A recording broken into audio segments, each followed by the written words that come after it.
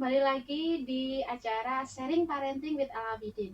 Nah, kali ini Ayah, Bunda, dan Ananda, pemirsa Alabidin TV yang di rumah, kali ini kita membahas tentang manajemen emosi pada orang tua. Tadi kita sudah bahas kenapa sih kok manajemen itu penting sekali dimiliki oleh orang tua. Manajemen emosi ya kaitannya. Sudah dijelaskan oleh Bunda Farida tadi. Lanjut saja materinya. Bunda Farida, jadi ini sudah ada yang masuk, pertanyaan yang masuk dari Bunda Eka di Boyolali. Pertanyaannya seperti ini. Assalamualaikum Bunda Farida. Saya Bunda Eka dari Boyolali. Saya adalah seorang ibu yang bekerja, punya anak usia balita. Kemudian karena saya bekerja, kebanyakan itu ketika pulang dari kerja, ketika melihat anak saya kebawanya emosi melulu. Jadi pasti kalimat yang keluar itu kalimat-kalimat negatif. Kamu kok kayak gini, kayak gitu. Jadi saya itu terkenal jadi sifatnya itu temperamen kayak gitu, Bunda Farida. Nah, bagaimana ini saya harus mengatasinya? Saya tahu kalau itu salah Bunda Farida, tapi gimana caranya harus memperbaikinya? Terima kasih atas jawabannya. Terima kasih Bunda. Ya sebenarnya kita semuanya tuh kadang-kadang ngerti ya teorinya itu gimana, ngerti gitu kan ilmu parenting itu banyak sekali di mana-mana. Cuman ketika prakteknya itu loh yang lupa gitu bahwa sabar ya itu mudah diucapkan tetapi pelaksanaannya memang luar biasa. Ikhlas juga begitu. Ikhlas itu sabar, ikhlas itu mudah diucapkan tapi pelaksanaannya juga butuh perjuangan. Gimana cara mengelola emosi? Karena bekerja full seharian, jadi begitu ketemu anaknya ini pengennya marah melulu ya. Nah ini mungkin juga dialami oleh bunda yang lainnya. Bagaimana sih cara kita memanage emosi kita sehingga kita tetap menjadi ibu yang sabar. Nah sebelum menjawab pertanyaan gitu ya, ini saya mengingatkan kembali bahwa ketika kita itu mendidik anak, kita kan bersama dengan suami gitu. Nah kalau seorang ibu ini bisa untuk sabar, bisa menahan emosinya, ini kan juga dilihat oleh suami ya. Kalau seorang suami itu melihat istrinya itu sabar, istrinya itu bisa telaten mendidik anaknya, suami pun akan semakin sayang ya, istrinya. Sebaliknya kalau suami itu melihat istrinya ini uring-uringan, marah-marah gitu ya, ini juga akan semakin membuat suami bertanya-tanya, ini istriku kok seperti itu sih, kok tidak seharusnya, kok tidak bersikap sebagaimana ibu yang seharusnya. Nah terkadang suami sebenarnya sih mau mengingatkan gitu, nah, mungkin karena pakai obat dan sebagainya, nah akhirnya ya membiarkan, tapi sebenarnya ada kekecewaan di hati suami ketika istrinya ini marah-marah kepada anaknya. Jadi sebenarnya ketika kita seorang ibu manajemen emosinya bagus, efeknya itu tidak hanya kepada anaknya, kepada suami juga apalagi gitu. Kalau kita semakin sabar, kita semakin bisa mengelola emosi, suami akan semakin sayang, akan semakin cinta. Dan sebaliknya, suami itu nggak suka kalau istrinya itu marah-marah gitu ya. Ya itu kan semuanya tergantung pada kita dan itu pilihan. Kita tidak bisa menjadikan alasan untuk kita bisa bersikap marah-marah kepada anak misalnya. Ini kan anakku 3, anak kamu kan 1, mungkin kamu bisa lebih sabar. Belum tentu gitu. Karena ada juga yang anaknya lebih banyak, anaknya 7, tapi ternyata dia jauh lebih sabar daripada yang anaknya 2. Kan ada ya kejadian di masyarakat seperti itu. Artinya kita tidak bisa kemudian mencari kambing hitam, menyalahkan pihak tertentu untuk bisa mencari pembenaran terhadap sikap kita. Apalagi kemudian menyalahkan ayahnya gitu ya, atau menyalahkan kondisi ekonomi dan sebagainya. Semuanya tergantung ibunya, tergantung ayahnya. Bagaimana orang tua bisa mengendalikan emosinya walaupun suasananya ini kurang mendukung. Misalnya seperti pada saat ini ya Ayah Bunda, kita sedang mengalami pandemi seperti ini. Mungkin sebagian kita ya ada yang terkena dampaknya, terkena efeknya sehingga usahanya mengalami gangguan, mengalami ujian seperti itu ya. Nah ini kan kalau kita tidak kuat dalam manajemen emosi, akhirnya kan mudah tersulut kemarahannya. Kalau sudah mudah tersulut kemarahannya, akhirnya anak yang jadi korban. Yang semula itu lembut kepada anak, semula begitu perhatian, nah akhirnya karena permasalahan ekonomi, ini mudah tersulut, emosi kepada anak, mudah memarahi anak. Nah ini yang seharusnya tidak terjadi. Gitu. Nah ini juga yang kaitannya dengan tadi ya Bunda Eka yang menyampaikan pertanyaan tadi, gimana kalau seorang ibu bekerja yang sudah seharian full bekerja, begitu ketemu anaknya kok ada hal yang tidak menyenangkan, ya pengennya itu marah-marah terus gitu. Nah ini Bun, kenapa kita evaluasi ya, kenapa seorang ibu itu mudah marah kepada anaknya? Karena seorang secara Kenapa Bunda? Karena kalau menurut saya Bunda Farida, karena seorang ibu itu kita biasanya selalu menggunakan otak kiri kita. Jadi banyak hal yang dipikirkan. Beda sama kaum laki-laki. Jadi ketika seorang ibu itu banyak yang dipikirkan, tidak sesuai dengan yang dia istilahnya plan kan, jadi gampang. Benar nggak ya? Iya, benar ya. Itu secara ini ya struktur otak kanan otak kiri itu memang seperti itu. Jadi dominasinya gitu ya. Wanita itu kan lebih detail, dia lebih semuanya itu dikerjakan semuanya sehingga pikirannya itu banyak sekali gitu. Sehingga memang mudah tersulut emosinya. Nah, ada satu hal lagi, ini pengaruh dari sisi psikologis.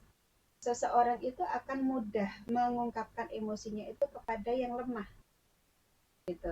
Nah anak itu kan posisinya lebih lemah, lebih kecil sosoknya, powernya juga lebih kecil. Nah itu mudah untuk menjadi sasaran kemarahan emosi ibu. Nah ini kan sebagai kontrol kita, jangan sampai terus kemudian kita menjadi seperti itu, mudah menyalahkan anak, mudah memarahi anak gara-gara ya dia seakan-akan sebagai sosok yang tidak berdaya. Kalau udah kita marahi kan ya sudah, dia tidak akan melawan karena jadi memang posisinya kasihan anaknya ya Bunda kayak gitu. Iya. Jadi tempat pelampiasan ya. Ya, menjadi tempat pelampiasan. Bahkan kadang-kadang seorang suami istri yang sedang marahan gitu ya, si ibu ini marah sama suaminya, tapi tidak berani untuk membantah, nggak berani ngomong sama suaminya, akhirnya marahnya sama anaknya. Bapakmu itu loh nak. Gitu pasti ya. Secara power kan ibu lebih lemah dibandingkan dengan suaminya, sehingga kalau dia melampiaskan ke suaminya nggak berani, kalah power, dia mencari yang powernya lebih lemah dari dia, yaitu anaknya. Nah, ini sebagai evaluasi ya Bunda Eka dan juga kita semuanya. Bagaimana kemudian tipsnya untuk kita bisa mengendalikan diri, menata emosi kita. Ini kita semuanya kondisinya bisa menyesuaikan gitu ya. Karena sebenarnya ilmu itu tergantung bagaimana kita melaksanakannya, disesuaikan dengan kondisi masing-masing ya. Yang pertama, coba evaluasi apakah kemarahan Bunda ini bisa diterima atau tidak. Maksud saya begini, kenapa kok bisa diterima atau tidak? Seperti tadi yang saya sampaikan, ketika marah ini apakah memang benar-benar ansih kesalahan anak, kesalahannya ini disengaja atau tidak, atau bahkan justru si anak ini hanya sebagai pelampiasan emosi Bunda. Ini kan harus diteliti lebih lanjut lagi gitu. Karena anak itu kadang-kadang melakukan sesuatu yang tidak sengaja atau di luar kemampuannya, atau dia belum mengerti, atau dia tidak sengaja, tapi sudah kita marahin. Nah, ini akan sangat-sangat merugikan anak, akan sangat menyakiti. Dia belum mengerti karena kita belum mendidik dengan baik. Dia lupa. Namanya lupa nggak bisa disalahkan. Kita kan juga pernah lupa juga gitu ya. Atau memang dia tidak tahu bahwa itu salah. Tapi sudah kita marahi. Ini akan melukai anak karena hal-hal yang seperti ini tidak seharusnya anak dimarahin. Namanya lupa itu wajar, namanya tidak sengaja itu juga boleh. Gitu ya. Namanya tidak tahu, anak juga tidak tahu. Justru kita yang harus memberitahu. Contohnya apa? Contoh anak yang belum ngerti uh, bagaimana cara membersihkan HP. Yang ada dalam pikirannya, HP itu kayak sendok, kayak piring, kayak yang lainnya gitu. Nah, dia pengen bantu mamahnya, kok HP-nya berdebu. Tadi habis ditaruh di luar, terus ada debu gitu ya. Pengen bantu mamahnya. Nah, akhirnya HP-nya diambil, dicuci lah pakai air, pakai sabun ya. Terus direndam, habis itu terbilang mamanya, mama, aku sudah bantu mama cuciin HP. Nah, apa coba reaksi kita? Kalau kita marah-marah, apa yang terjadi pada anak? Anak kan nggak ngerti gitu. Dia berusaha untuk baik. Tapi kalau kemudian karena ketidaktahuannya, dia belum paham, terus kemudian langsung kita marah-marahi, itu akan sangat melukai hati anak. Sikap baiknya, niatan untuk membantu mamahnya dibalas dengan kemarahan. Ini marah yang tidak tepat. Justru akan sangat merugikan si anak. Jadi Bunda, tolong perhatikan, apakah anak itu tidak sengaja, ya, atau memang itu tidak tahu? Kalau tidak tahu, justru kita yang harus memberitahu atau belum mengerti atau lupa. Nah, yang hal tersebut yang anak tidak boleh kita marahi. Gitu. Atau bisa jadi juga karena dia disuruh gitu. Hanya disuruh saja. Tidak tahu bahwa itu adalah satu hal kesalahan. Nah, atau hal yang lainnya yang tidak boleh kita lakukan, jangan sampai anak ini menjadi sumber pelampiasan emosi kita. Kita sebenarnya lagi kesel sama bos di kantor gitu. Kita banyak pekerjaan, tadi bos di kantor marah-marah, kita pulang ke rumah, anak melakukan hal yang sedikit saja, di mata kita tidak baik, udah itu langsung menjadi luapan emosi kita. Ini sungguh akan sangat merugikan si anak sendiri. Jadi memang Bunda, kita perlu lebih melihat lebih jeli lagi sebenarnya anak ini pantas dimarahi atau enggak. Dia bisa dimarahi atau enggak. Kalau yang tadi benar-benar ini akan merugikan. Nah, kapan sih kita itu boleh memarahi anak? Ya, yang pertama, kalau anak ini sudah diingatkan 3 kali, tapi tetap membandel. Ya. Diingatkan berkali-kali, tetap membandel, berarti kan sudah ada peringatan terlebih dahulu. Tidak kemudian sekali melakukan kesalahan langsung dimarahin. Itu ya manajemen emosi kita yang belum terlatih gitu. Karena kan anak itu tergantung kita bagaimana mendidiknya. Dari yang tidak tahu, ya kita kasih tahu yang seperti tadi. Barulah kita kasih tahu, contohnya adik, kalau HP itu tidak boleh dicuci dengan air. Kita kasih tahu gitu. Nah, kalau kita sudah kasih tahu, tetap melakukan lagi, barulah boleh kita marahi. Kan kemarin sudah dibilangin sama mama. Tapi kalau belum ada pemberitahuan, berarti anak tidak boleh untuk dimarahi seperti itu. Sehingga ini kita tidak bisa melampiaskan begitu saja emosi kita kepada anak, ya. Nah, terus selanjutnya Bunda, setelah kita evaluasi seperti itu, kita jeli loh ya, kita jeli. Ini kesalahan ini disengaja atau tidak dan sebagainya. Apakah anak ini boleh dimarahin atau tidak? Kalau tidak boleh, maka jangan. Itu akan sangat merugikan, ya.